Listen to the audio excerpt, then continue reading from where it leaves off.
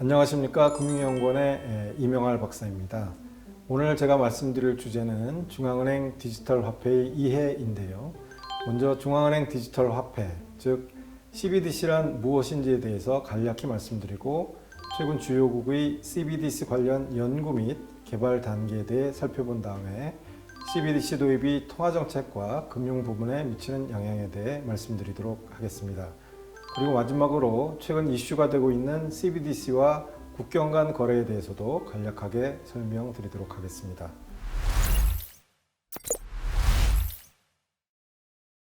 중앙은행 디지털 화폐의 영문 약칭인 CBDC는 지폐나 주와 같은 실물 명목 화폐를 대체하거나 보안 사용하기 위해 중앙은행이 발행하는 전자적 명목 화폐로 정의할 수 있겠습니다.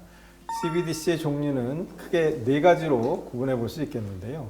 우선은 크게 중앙은행에 직접 계정이 개설되는 계정형과 중앙은행이 보증하는 전자적 토큰 형태로 거래되는 디지털 토큰으로 구분할 수 있겠습니다. 그리고 범용성 여부에 따라서 계정형 CBDC는 다시 은행을 비롯한 금융기관만 사용 가능한 지불준비금 계좌와 모든 일반에게 개방되는 개인 예치 계좌로 나눠볼 수 있겠습니다.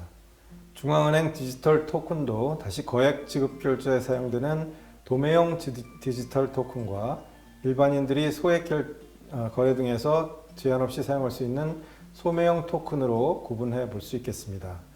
최근 CBDC에 대한 관심이 커지고 상당수 나라에서 연구 및 실험이 활발히 진행되고 있는데요. 일부에서는 비트코인과 같은 가상자산에 대항하기 위해서 중앙은행들이 CBDC를 도입하려 한다고 주장하고 있습니다만 가상자산이 화폐로 기능할 가능성이 크지 않은 점을 고려할 때 엄밀한 의미에서 가상자산과 CBDC 도입은 별개의 이슈라고 할 수 있겠습니다. 오히려 주요국 중앙은행들이 소매형 CBDC 발행에 관심을 보이는 궁극적인 이유는 현재 다가오고 있는 현금 없는 경제에 대한 대응 차원이라고 보는 견해가 보다 적절할 것 같습니다. 즉 캐슐리스 이코노미가 도래하면 민간 경제 주체들이 더 이상 중앙은행이 발행하는 명목 화폐를 사용하거나 보유할 수 없는 상황이 발생하게 되는데요. 이 경우를 대비해서 누구나 사용 가능한 형태의 중앙은행 디지털 화폐를 발행해서 개인들이 현금 없는 경제에서도 계속해서 공신력 있는 중앙은행 발행 화폐를 보유할 수 있도록 허용할 것인지 여부가 CBDC 도입론의 핵심이라고 할 수 있겠습니다. 다만 선진국과 개발도상국의 관심 배경이 좀 다르다고 말씀드릴 수 있겠는데요. 선진국의 경우는 지급결제 시스템의 안전성과 효율성 제고 측면에 보다 중점을 두고 있는 반면에 신흥국 및 개발도상국의 경우는 금융 포용 측면에서 CBDC 도입 여부를 고민하고 있다라고 말씀드릴 수 있겠습니다.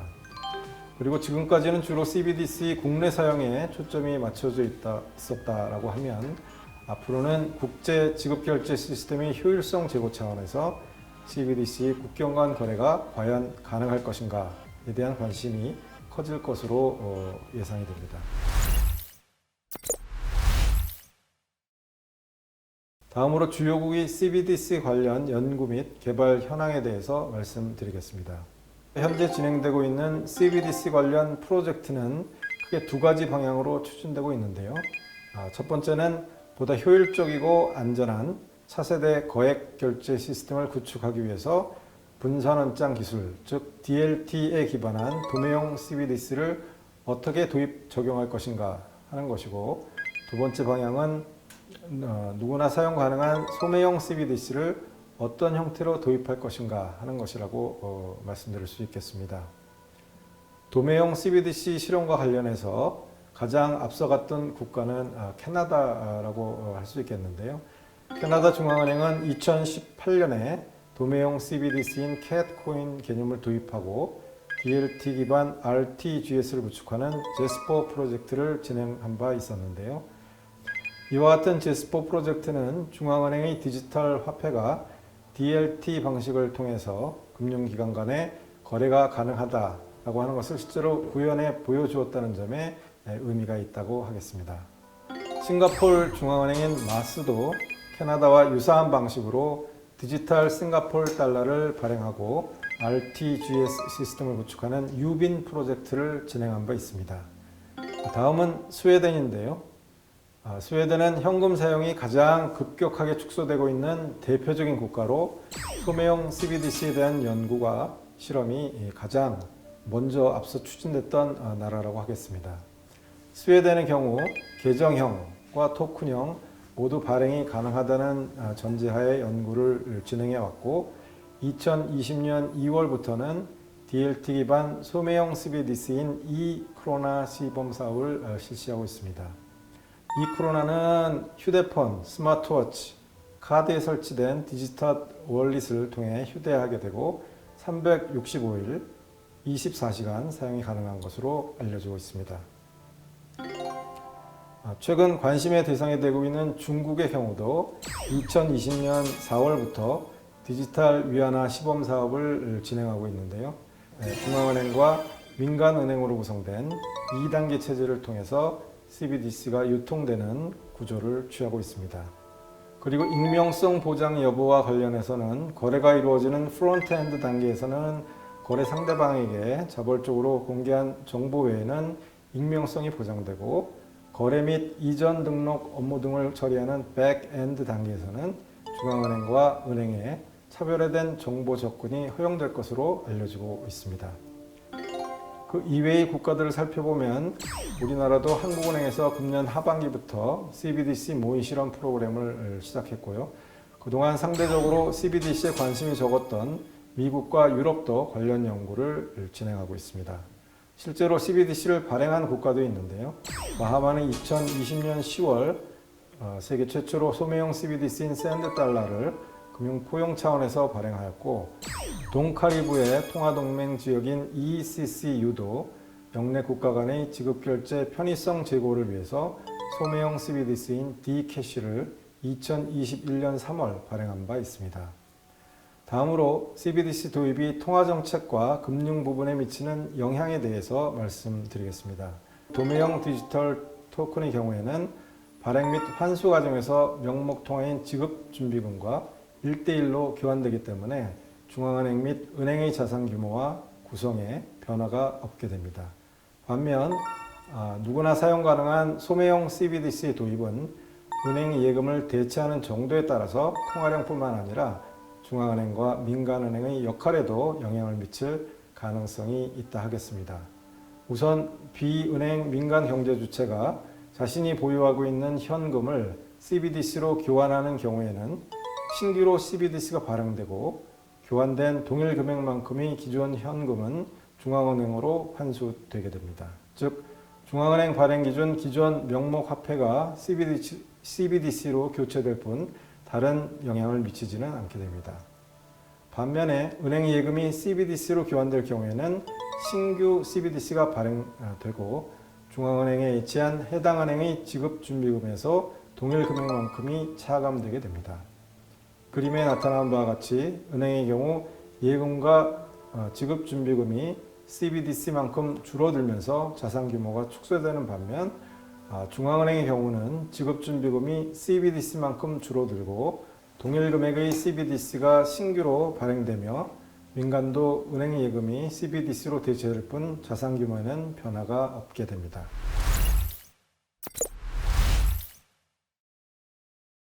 그럼 CBDC 도입이 가져올 영향에 대해 말씀드리겠습니다. 먼저 통화정책 분야입니다. 모든 경제 주체가 사용 가능한 소매형 CBDC가 발행될 경우에는 통화정책 수단 및 통화정책의 유효성 제고 측면에서 영향을 미칠 것으로 예상이 됩니다. 우선 중앙은행이 CBDC에 이자를 지급하게 되면 새로운 금리 체계가 형성되면서 통화정책의 유효성 증대에도 긍정적으로 작용할 것으로 보입니다. CBDC 금리 수준이 결정되면 은행 예금 금리는 예금의 리스크 프리미엄을 반영하는 것 외에도 예금이 CBDC로 대체되는 것을 억제하기 위해 CBDC 금리보다 높은 수준에서 결정될 것으로 예상이 됩니다. 기존의 경우 중앙은행의 기준금리 변경이 자금시장에서의 금리 변동을 통해 예금금리 수준에 간접적으로 영향을 미쳤다면 CBDC 도입으로 은행 예금금리는 기존 간접적 경로 외에도 CBDC 금리 변동에 직접적으로 영향을 받게 돼서 금리 정책의 유효성이 제고될 것으로 예상이 됩니다. 한편 그 CBDC 금리는 플러스뿐만 아니라 마이너스 이자 부과도 가능하기 때문에 중앙은행이 통화정책 수행 과정에서 보다 원활하게 마이너스 금리 정책을 수행할 수 있는 긍정적 효과도 가져올 것으로 전망됩니다. 이와 더불어서 CBDC 도입으로 중앙은행이 비은행 민간 경제 주체를 대상으로 직접 화폐 발행이 가능해지기 때문에 중앙은행 입장에서는 양적 완화 정책의 새로운 수단이 생기게 됩니다. 반면 CBDC가 은행 예금을 대체하는 폭이 커질수록 예금을 기반으로 한 은행의 자금 중개 및 통화 창출 기능이 약화되어서 중앙은행 입장에서는 실물 경제 활동을 뒷받침하기 위한 적정 통화량을 유지하기 위해 이전보다 많은 본원 통화를 공급하고 보유 자산 규모를 늘려야 한다는 점에서 통화 정책의 효율성은 낮아질 가능성도 있습니다.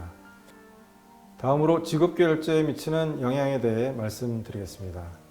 우선 누구나 사용 가능한 소매형 CBDC 도입은 중앙은행이 공신력을 바탕으로 한 편리하고 안전한 새로운 디지털 지급 결제 수단이 제공되는 것을 의미한다고 하겠습니다. 스웨덴처럼 현금 수요가 급격히 축소돼서 궁극적으로는 실물 명목 화폐가 사라질 상황에 처한 국가의 경우 CBDC 도입은 소매 지급 결제 시스템의 효율성을 제고해 줄 것으로 기대가 됩니다. 특히 신용 미비 등으로 은행 계좌를 개설할 수 없는 개인의 경우 실물 명목 화폐인 현금이 사라지더라도 CBDC를 통해 안정적인 지급 결제 수단을 확보할 수 있게 됩니다. 아울러 현금이 없는 경제에서 민간이 제공하는 전자적 지급 수단의 시스템상의 장애나 리스크가 발생할 경우에도 CBDC는 지급 결제 시스템의 안전성 및 보건성을 견고하게 유지하는 장치로 작용할 것으로 예상이 됩니다. 반면 도매형 디지털 토큰 형태의 CBDC 도입 논의는 기존 거액 결제 시스템을 분산 원장을 기반으로 하여 보다 저비용, 고효율적인 결제 시스템으로 새롭게 구축 가능한지에 대한 시도라고 할 수 있겠습니다. 다음으로 금융안정 측면에서는 CBDC 도입에 따른 잠재적 금융불안 발생 가능성을 염두에 두고 대비할 필요성이 있어 보입니다.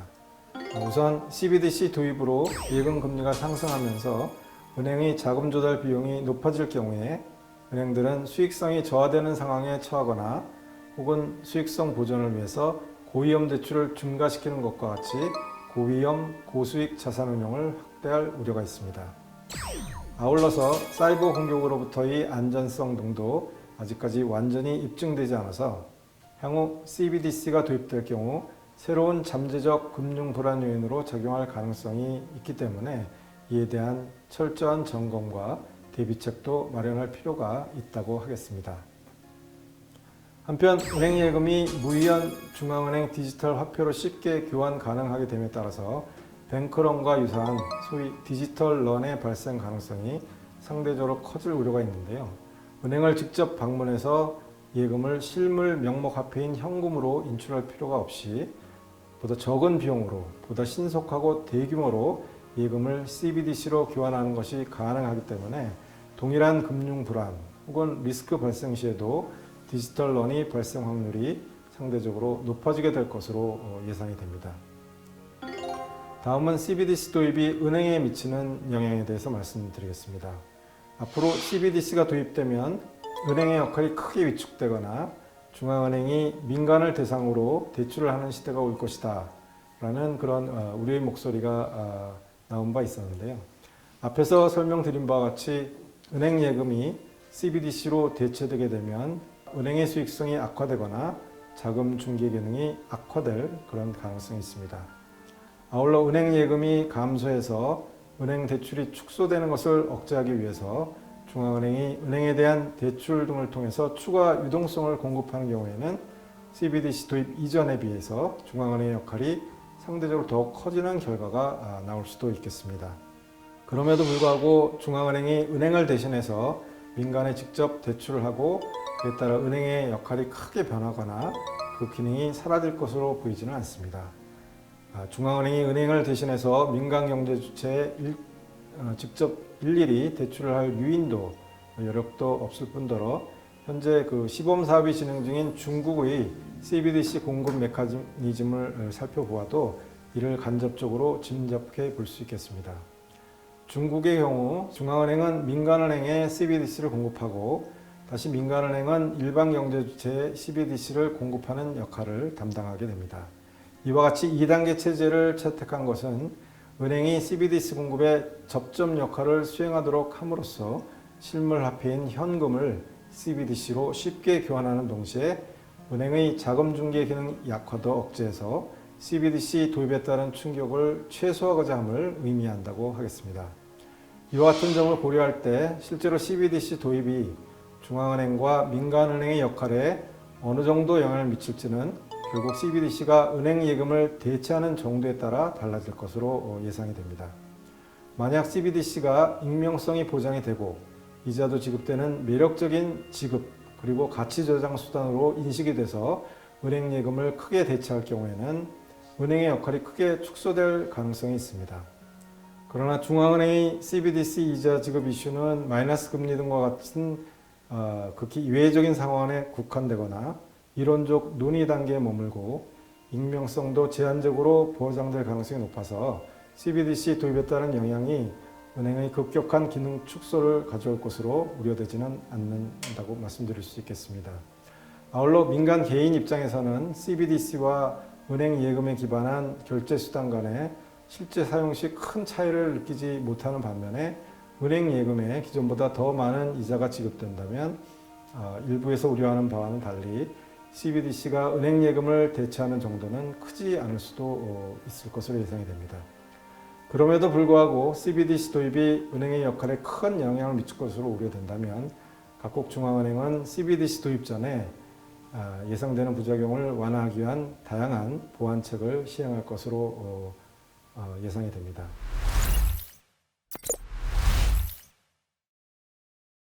중국의 CBDC가 도입되면 위안화 국제화가 급속히 진행되면서 달러 패권을 위협할 것이라는 주장이 언론 등을 중심으로 확산된 바 있었습니다.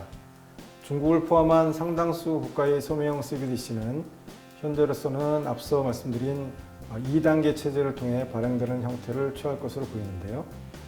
2단계 체제하에서는 중앙은행이 최종적으로 거래 완결 작업 검증, 즉 Proof of Work 책임을 지기 때문에 비트코인 등과 같은 가상자산과는 달리 CBDC 사용은 자국 중앙은행의 영향력이 미치는 자국 내로 제한되게 되고 그 결과 해외에서의 사용은 실질적으로 불가능하게 된다 하겠습니다. 즉 중국에 CBDC가 도입된다고 하더라도 이는 전적으로 국내용으로만 사용이 가능하고 당장 해외에서의 사용은 어렵다는 것을 의미한다고 하겠습니다. 그러나 시간은 좀 걸리겠지만 궁극적으로는 CBDC 국경 간 그리고 통화 간 거래는 가능할 수 있을 것으로 예상이 됩니다. 향후 국경 간 거래에 소매형 CBDC가 통용 가능하기 위해서는 첫째, 자국의 소매형 CBDC를 상대국과의 협약을 통해 해당국에서 직접 사용하거나 둘째, 국경 간 통화 간 상호 운용성이 보장되는 MCBDC 방식을 구축하거나 셋째, 전 세계적으로 통용 가능한 새로운 글로벌 CBDC 혹은 단일 CBDC를 도입하는 방안 등을 예상해 볼 수 있겠습니다. 그런데 첫 번째와 마지막 경우는 통화 대체, 통화 주권 침해 등과 같은 이슈로 인해서 특정 지역 혹은 특정 국가를 제외하고는 실제 도입이 활발하지 않을 것으로 전망이 됩니다. 이에 따라서 현재 CBDC 국경 간 거래와 관련된 국제적 논의는 주로 MCBDC를 중심으로 이루어지고 있습니다. MCBDC는 각국별로 자국의 CBDC를 발행하되 국경 간 그리고 통화 간 거래의 효율성을 제고할 수 있도록 상호 운용성을 염두에 두고 CBDC 발행 형태를 설계한다는 특징을 갖습니다. MCBDC의 유형은 각국의 CBDC 운영 및 국경 간 지급결제 체제가 통합된 정도에 따라서 양립형, 연결형, 그리고 단일형 MCBDC 방식으로 구분해 볼 수 있겠습니다. 먼저 양립형 MCBDC 방식을 살펴보면 기술적 인프라, 법 규제 및 감독 기준, 민간의 참여 범위 및 역할 등과 같은 CBDC 운영 체제는 각 국가별로 독자적으로 결정되는 반면 국경 간 CBDC 거래는 다양한 민간 기업들이 참여하여 경쟁하면서 중개하는 형태를 의미합니다. 다음으로 두 번째, 연결형 MCBDC는 양립형과 마찬가지로 국내 CBDC 운영체제는 각 국가별로 독자적으로 결정하되 국경 간 거래에 있어서는 양국 CBDC 체제 간의 기술적 연동 및 청산 시스템 공유 등을 통해서 국가 간 CBDC 시스템이 연결되는 형태를 의미합니다. 세 번째, 단일형 MCBDC 방식은 여러 국가의 국경 간 거래를 포함한 전체 CBDC 시스템이 하나의 형태로 통일된 단일 체제 하에서 운영되는 형태를 의미한다고 하겠습니다. 일반적으로 경제 구조가 크게 상이하거나 이해관계가 대립되는 국가들보다는 경제 공동체 혹은 통화동맹 지역 등에 더욱 적합한 CBDC 운영 방식으로 평가되고 있습니다. 향후 국제적 협의를 통해 글로벌 차원에서 거래가 가능한 CBDC 시스템이 성공적으로 구축된다면 국경 간 거래, 국가 간 통화 환전의 편의성이 제고되고 국가 간 원활한 자금 흐름에도 기여하면서 실물 경제에 긍정적으로 작용할 것으로 기대가 됩니다. 반면 급격한 자본 이동과 전이 효과가 확대되고 자금 세탁, 불법 자금 거래 등에 악용될 소지도 있고 또 신흥국 및 개발도상국에서는 통화 대체 현상과 통화 주권이 침해되는 부작용이 발생할 가능성도 있다고 하겠습니다. 이에 따라서 앞으로 국경 간 CBDC 구체적 형태를 독립하고 이를 잘 정착시키는 동시에 부작용을 최소화하기 위한 국제적 공제 노력이 매우 중요하다고 하겠는데요. 그런데 과거 경험에 비추어 볼 때 이와 같은 국제적 논의가 합의에 이르러 실제 시행되기까지는 상당한 기간과 노력이 소요될 것으로 예상됩니다. 마지막으로 오늘 말씀드린 내용을 요약해 보면서 마무리하도록 하겠습니다. 아직 상당수의 국가에서는 현금에 대한 수요가 일정 부분 유지되고 있어서 현금 없는 경제에 대비한 소매형 CBDC 도입이 당장 시급하지는 않은 상황이라고 말씀드릴 수 있겠고, 특히 민간 부분이 제공하는 전자적 혹은 디지털 지급결제 수단이 편리하고 효율적이라는 평가를 받고 있습니다. 또한 소매형뿐만 아니라 도매형 CBDC를 실제 운영하기 위한 기술 및 시스템상의 안전성을 완전히 입증하기까지 아직도 많은 준비가 필요하다 하겠습니다. 이에 더해서 향후 국경 간 거래가 가능한 CBDC에 대한 국제적 논의가 실제 합의에 이르기까지는 상당한 기간과 노력이 소요될 것으로 보입니다. 이와 같이 CBDC 발행 및 사용이 보편화되기까지는 상당한 시간이 걸릴 것으로 보입니다만 CBDC가 금융 시스템 전반에 다양한 영향을 미칠 수 있기 때문에 면밀하게 CBDC 도입을 검토하고 준비해 나갈 필요가 있다고 하겠습니다. 이상으로 중앙은행 디지털 화폐에 대한 설명을 마치도록 하겠습니다. 감사합니다.